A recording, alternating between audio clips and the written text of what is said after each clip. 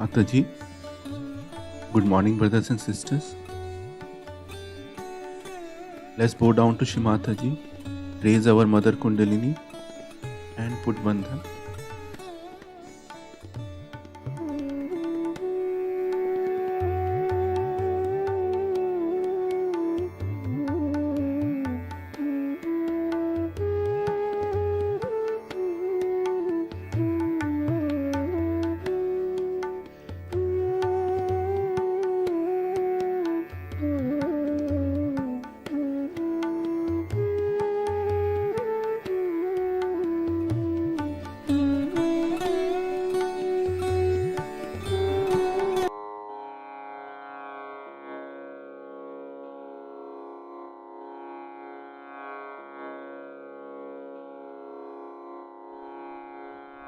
Ganesh Mantra.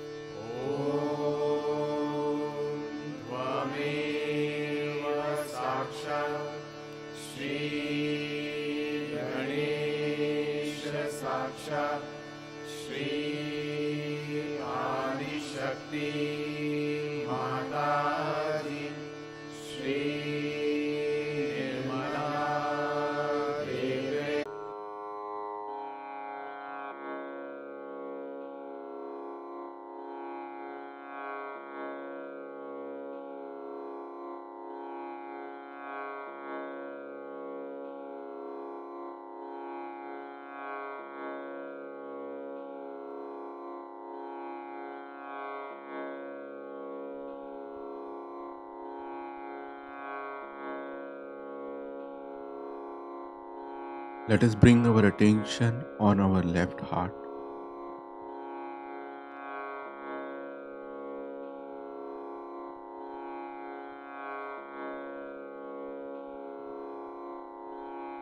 Mataji, by your grace, I am a pure spirit.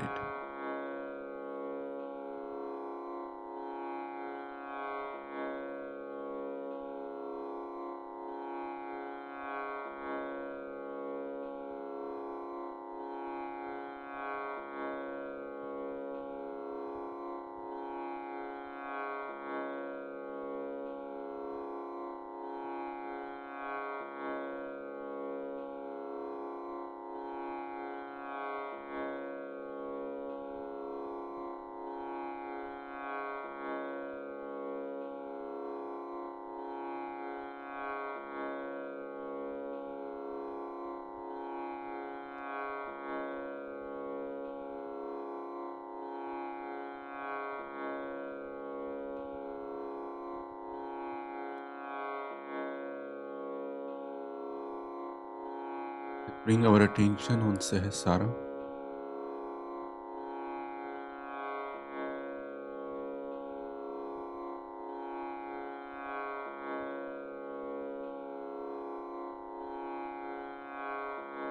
Mataji, kindly bless us with thoughtless step.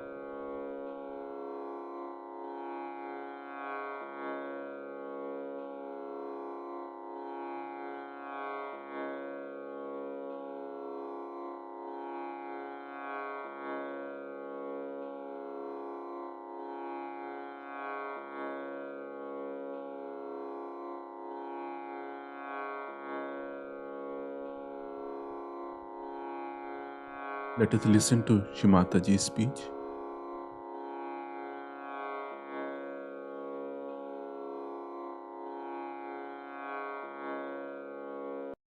But once this situation is overcome, then you will like it. Because then you will know that whatever is good for your spirit is for the well-being of you all and of all the people. Once this well-being comes in, everyone feels absolutely nourished and fresh. So, the governing part is enjoyable. The correction part is even more enjoyable, and that you are in the attention of your mother is such a great feeling within yourself that yes, No, nothing will go wrong with me. She'll look after. She is there to look after. But this integration part comes very late because of ego problems. You have built up egos because of wrong type of people administering. From your childhood, you might have had bad parents who never talked of God, of good things, of life. They themselves did not lead a life of sacrifice. Very self-indulgent parents can create a problem like that. They never gave you the right type of life, a proper value system which should have been there. They never educated how to enjoy righteousness, virtues in life. Possibly later on, the country in which you are born, the other people who surround you also might have done that. Also, your government, whichever you have known, must have done that. So when these things change, when you find that you have achieved that kind of integration within you, that whatever your body likes is too good for your spirit also. Like say for example, I don't like certain things myself. I don't like drinks. I don't like it. I just don't like it. Nobody can tempt me. I mean, no question of temptation. I just don't like it. I will hate the things which are really bad for my spirit. Automatically, I don't have to tell myself. It's just that. To tell lies, I don't lie. Alright. Because it harms me there. I don't lie.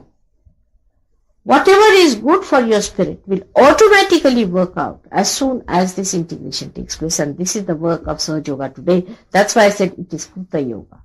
Is to be done. And this integration must be achieved within ourselves. So sometimes you have to make your body to come to this level. Maybe you are under the influence of some boots. Your body doesn't help. A little bit of tapasvita or penance is needed after surgery to make this possible. And then once you start enjoying it, then you like it. Like driving a car. In the beginning it's difficult. Or swimming, anything. When you try to do it, it's rather difficult in the beginning. If I say, you forget it now. Whatever you have done in the past, you forget it now. Get to the new things. You have to do it. So you have to put your mind to it with all your full zest. That alright, if my body is not helping me, alright, I'll try to improve my body because I'm not the body. If my mind is not helping me, I must improve my mind. If my, intellect is standing in the way, I'll have to put my intellect right. Because after all, I have to be integrated. If I'm not integrated, I'm not going to enjoy anything. Nor am I going to do anything good to myself or to others. So why am I here? Why am I trying to destroy myself? But when you are disintegrated, you will be surprised your one action will destroy your second action, and second action will destroy third action when you are disintegrated. I'll give you an example. Supposing now I'm sitting here and somebody tells me that this will burn. This is my own mind.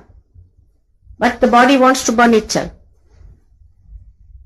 It says, no, alright, don't listen to this, just burn itself. Now when I say this, it sounds upset. But say, the mind says, you should not take to alcohol.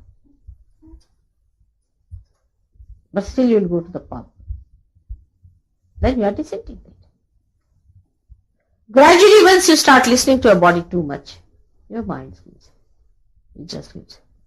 In everything that you do, if you are integrated, you will be amazed that you will really become dynamic. Integration is nothing but your complete connection with your spirit. The spirit starts flowing into it. In every walk of life, you will be amazed how dynamic you will become if you are integrated. Just the connection is to be absolutely achieved with your spirit. Whenever you think of something, is it good for my spirit? Some people have a habit of thinking that spiritual life is such that you hang by the shoestring somewhere in the air and there is no connection to the day-to-day life. So many people think like that. They see such a man should be a thin, miserable creature hanging onto some tree or something. And should be absolutely in a paranoid state or something, that who is frightened of the whole world, who cannot talk to anyone, who is so much exclusive that he becomes a recluse. These absurd ideas should be given up by Sir Yogi. You have to be very much there, absolutely there, between all of them. But something you should be rare, a different type, a unique personality. You have to be there with all these things that are going on. Now, people are frightened, you know. Even of Sir Yogis, they are frightened of Sir Yogis. They see somebody negative, oh, this thing, that. Take a fight with that person. Take a fight. How could you dare do this, such a thing? You are a Sir Yogi, come up. What do you mean by this? You have to fight. As long as possible, you should try to salvage a person, talk to him in that manner. The other side of it is that when they come to you, then there has to be a kind of a tremendous sincerity. If you are doing with that sincerity, people will know you are doing with sincerity. When you talk to a person, they should know that sincerity, your heart is there. For example, you may talk to that person very sweetly, but your heart may not be there, and the person might think, oh, he's just seeking elections. Alright? But if you talk to someone with a sincerity, you say, how could you do such a thing? Can't you see yourself? Can't you work it out? That's what it is. You are here for that. Now, in saying so, your sincerity, which is coming from your heart, is to be seen. And that's what Sri Rama's character is. That he was on the right side of the heart. Means the heart put to activity. Do you understand that? Where Kabira has said, Mana mamata ko thira kar lao.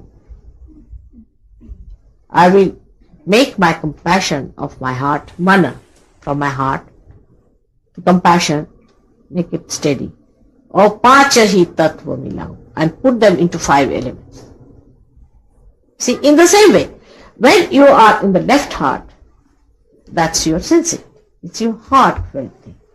But the heartfelt thing, what's the use? You see, there are many Sir Yogis who really feel this world is horrible and something must be done. Sir Yoga must be brought in. But how many of you are really putting that to action?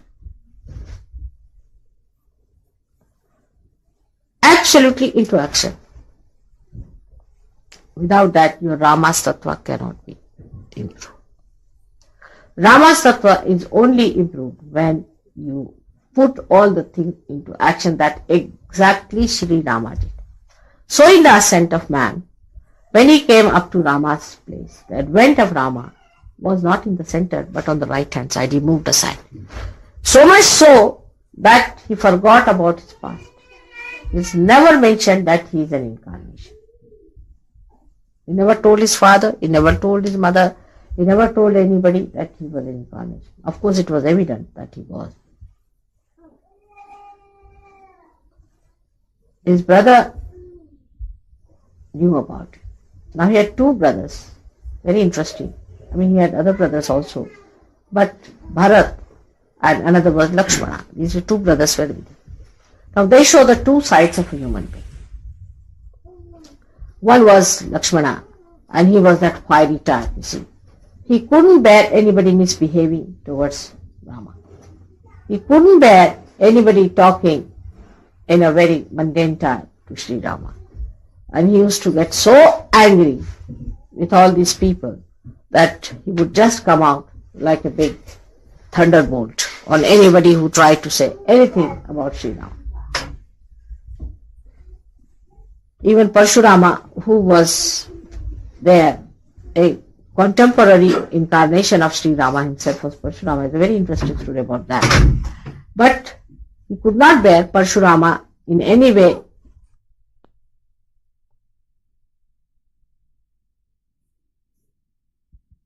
is the Shesha, as they call it, the serpent which sleeps in the Bhavasagara, on which Sri Vishnu rests. The same Shesha had taken birth as Sri Lakshmana. Now for a Western mind, you see, to them snakes are sort of, if you talk about snakes, for them only they know the Adam and Eve snake, that's all, they don't understand anything. And they can't understand why people worship snakes. You see, snakes are like cobra and all that, they are like the kings, you see, they are the kings of the underground. And Shesha is the one who supports the whole universe. So this Shesha is worshipped, as the cobras are worshipped in many villages in India, even today. You see, because they don't trouble anyone. Because they are like deities, are worshipped in India.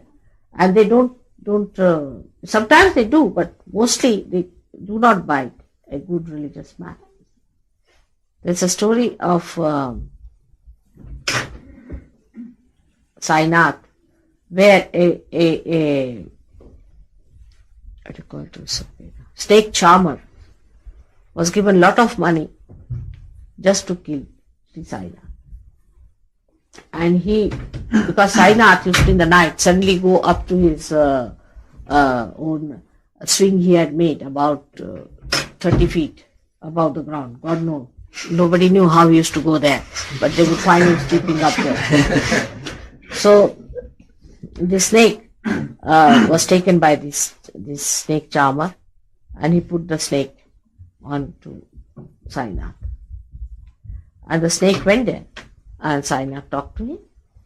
And he said, "Oh God, you've come here to meet me after such a long time. And what is your job?" He said, "This horrible snake charmer has asked me to bite you. So I've come to tell you, be careful about these people." This snake charmer was looking with amazement that she was talking to him. He said, "All right, you go now." He talked to him. These are age-old snakes, you see. So the snake went and bit the but then he came down, you see, from his thing, and he sucked his poison and threw it. Because after all, you see, he said the snake is angry with you because he tried such a trick. So he sucked him. That's compassion. That's compassion.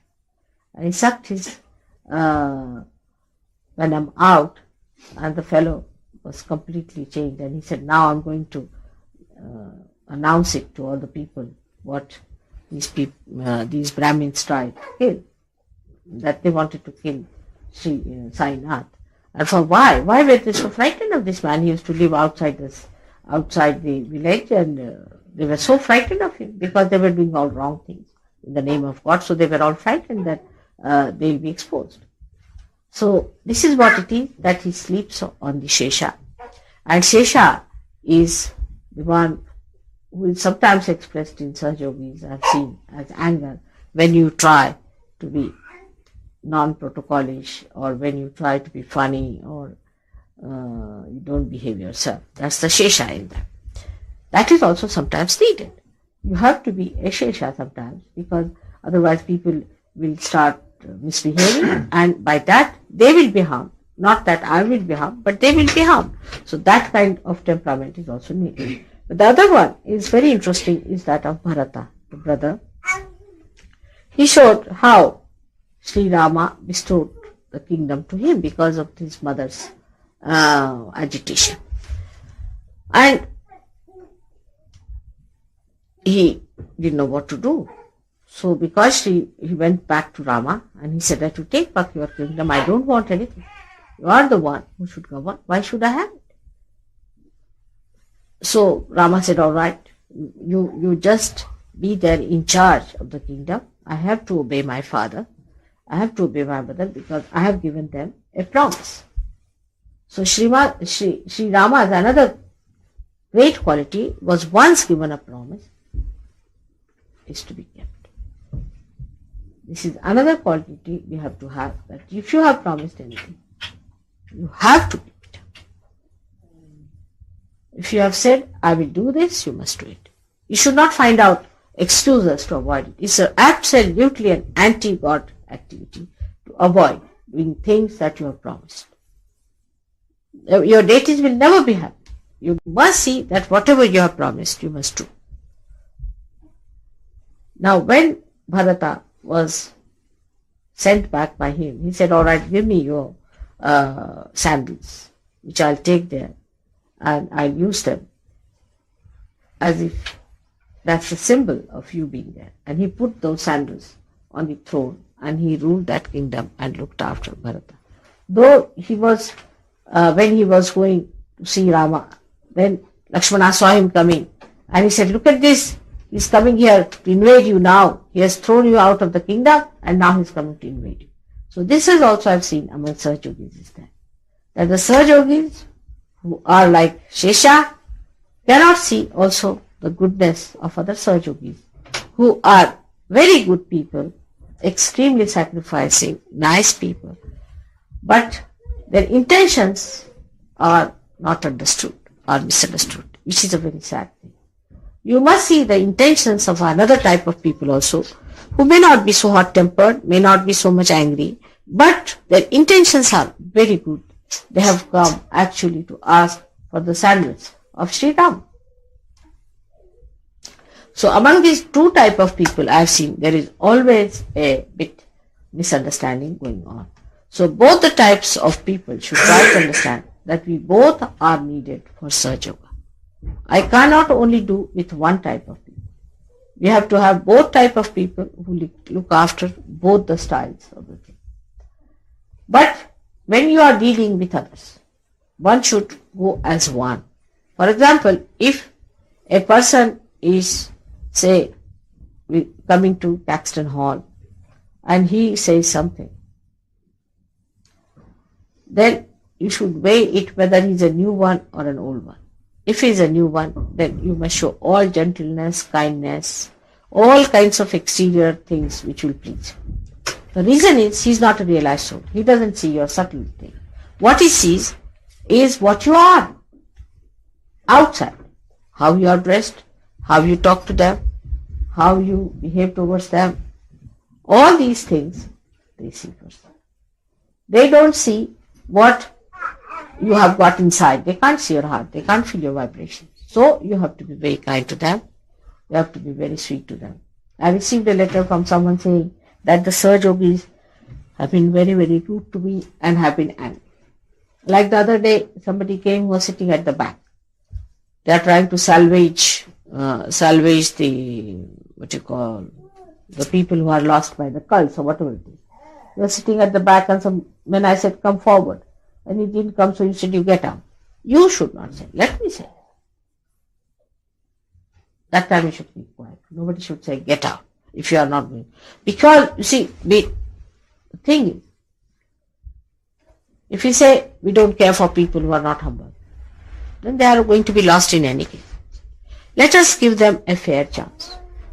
Let us give them a fair chance to come into Sahaja Yoga, first by your behavior.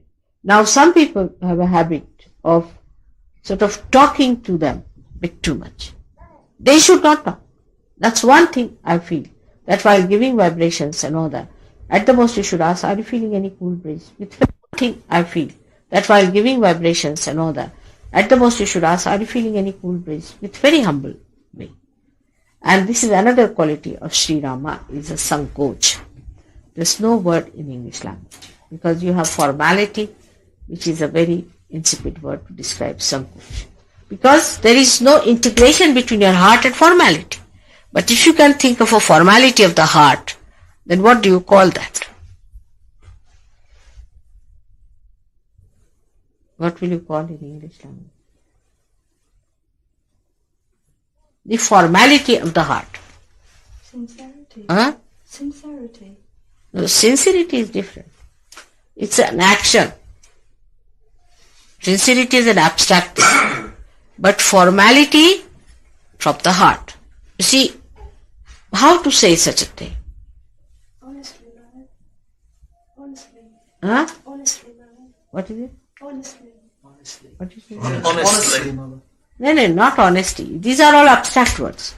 In action. You see, say, so for example, now I'm sitting, now they bring me a cup, alright? It's a broken cup, for example. You go to somebody's house, it's a little broken. So, if an Indian is there, I don't know about Western side, he'll eat, he'll drink it out. He will not say anything, it's broken already. But maybe somebody might say, it's a broken cup. It's broken. Or say, you go to somebody's house, see, and you don't like a color scheme or something. So, for an Indian person, it would be not proper to immediately say like that. For an Indian. It's the formality of the heart. You see, not to say something in such a way that you touch the wrong side of the person is Sankocha. Now, to such an extent, Sri Rama had. That there's a good story. I think I said it before also, but again I'll repeat it too. Which is described in the another Ramayana written by Tulsidasa. Though Tulsidasa was not a realized soul, but some points he has brought out very well. He says that Sri Rama was putting the arrows into the against the heads of Ravana, and he had 10 heads, and he had a boon that every head that falls off, another head will come up. He had a boon like that. So his brother says, what are you doing? You know that he cannot die by killing him, by putting the arrows across his head. You have to put it in his heart, otherwise he will not die. So the Sankocha comes in him, and he said, see, in his heart, he has got my wife, because he loves her, and she's sitting in his heart. How can I hit him in the heart? She'll be hurt. See the delicacy of his understanding. So, he said, then by hitting his head, is he going to be killed? He said, you see, attention, once it is going towards his head, his attention will be withdrawn from his heart. And once the attention is withdrawn, my wife will not be there anymore, then I'll hit him and I'll kill him. So see this Sankocha. You see, then you will understand that how we are rude and arrogant. You see, this kind of arrogance and rudeness comes to us because we have no Sankocha. We should not say everything to everyone. We need not. Should we say everything? Say, for example, in your puja, maybe you are doing something which should not be done. I know it's wrong. Unless until absolutely wrong, I will not tell. I said gradually tell that. Because otherwise, you become like this. She tells stuff. You must see Linda's face if I tell her anything. She goes into. So, you see, that Sankocha, that understanding comes if you love someone and understand. Now, you have to love all the seekers of the world. They have done wrong, they have done all kinds of ego trips, they have done all kinds of mistakes, but your mother loves them and you have to love them. If they are to be corrected, I'll do that. You just don't do that way that they feel hurt. Put a Sankocha. While talking to each other, educate yourself. Train yourself to say things which are sweet and nice, which will make another person feel that this person is a properly brought up person in Sahaja Yoga tradition. So we have a Sahaja Yoga tradition also, in which when we speak to each other, we have that Sankocha within us of Sri Rama.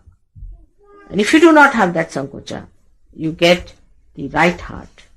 And that right heart is a very dangerous thing in a country like England where the climate is so bad, because it gives you a horrible thing called asthma. I'm not frightening you, but it's true. You get asthma if your right heart is gone. Not necessarily that asthma all comes from only right heart, can also come from center heart. But you get right heart, you definitely get asthma. So, the attitude, you see, like your father. I've heard people talking to father also in such a funny way. You can't talk to your father like that. They talk to me also very rudely. I mean, I've seen people, Sahaja Yogis. shockingly sometimes, on a very mundane level, or you can say on a very unprotocolish way, you get into right heart. So this Sankoch, one has to learn the Maryada, means the boundaries of your relationships. You see, we love each other doesn't mean that we go on aggressing others' privacies. To what extent you love each other doesn't mean that you go in such a way that you try to transgress all the beauties and all the privacies of another person. See, somebody walks into the bedroom, that is not the way surgery goes. I may not tell, but you must knock if you have to. And knock at a time when you need it. All the time to knock or to hang on to someone all the time is not wrong. Sankocha is a complete cultural stuff. So we have a cultural tradition which we have to learn from Sri. He is known for his Sankocha every time. How to say this? I cannot say. We have this very much ingrained within us. The children are to be educated in that way, and once they are educated that way, they will learn the Sankocha. And that will give them a proper understanding of social life. Like you now see, this light is here. If you put your finger to it, it might burn and you may remove your finger. But if you are with another person, and if you try to take liberties with that person, a day may come when that person will misbehave or will harm you or do something to you. But still you will not realize it is because you have no Sankoch it has happened. So this Sankoch has to be worked out very beautifully in every way. In thanksgiving, in accepting somebody's gratitude, in expressing your love to another person in a way that is a Sankoch.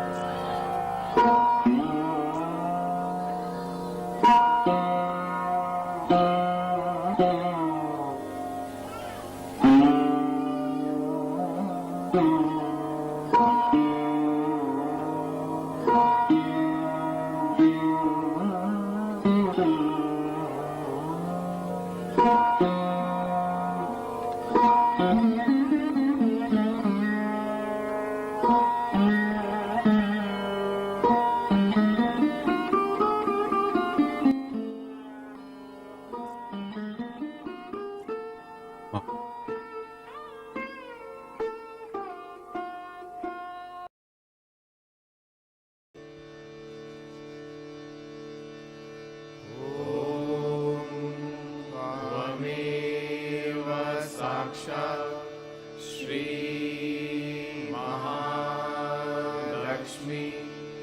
Mahasaraswati Mahakali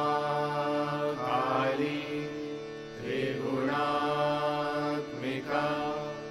kundalini साक्षात् श्री आदिशक्ति माताजी श्री निर्मला देव्यै नमो नमः। ॐ त्वमेव साक्षात् श्री कल्की साक्षात् श्री आदिशक्ति माताजी श्री निर्मला देव्यै नमो नमः। ॐ त्वमेव साक्षात् श्री कल्की साक्षात् श्री सहस्रार स्वामिनी मोक्षप्रदायिनी माताजी श्री निर्मला देव्यै नमो नमः।